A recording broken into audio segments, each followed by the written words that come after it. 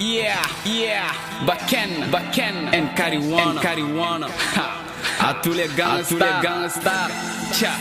Nibe wariko nega nana getola. Nibe musoko nega nana getola. Wari chama mamba benna getola. Moso nyumanyu mamba benna getola. Nibe wariko nega nana getola.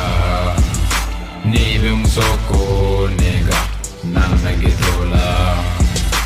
Nyumani jahuma hip hop mandeng Baken ni kari nteluma sila nteluma kina godi kuoba teko musu kuoba ça me fait rien Baken klinga doho kes klinga doho jama kasia ntelume mara bele dugunta pado mariage pado mokaz zero or les ennemis so casse oh toro tinya ketambulu dono sa te khono kefa dolo fera talon iteme wo fode fonte lutano wandi musukano woni jene ya teme wo fode fonte lutano usomega amzoni homzo usomega Johnny Balio kajigi dugohono iko San Frento kadi jaholuma iko janga kendo kadi amiluma iko sanu keso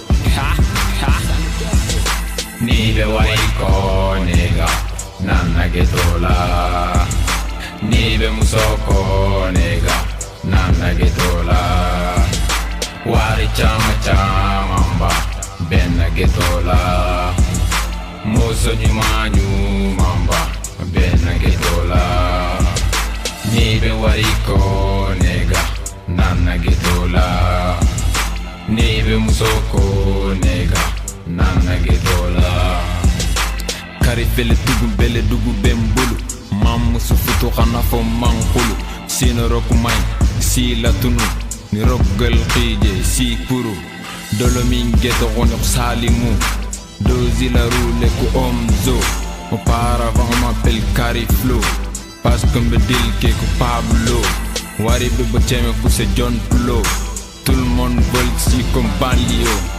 Dil confirme ko lai Montana Chale ubeko hazala Muso te manke se lemzo Fokle nyengo ona hamzo Même au tribunal Baken va parler Si tu veux contrat Kari va signer Nibe wariko nega nana getola.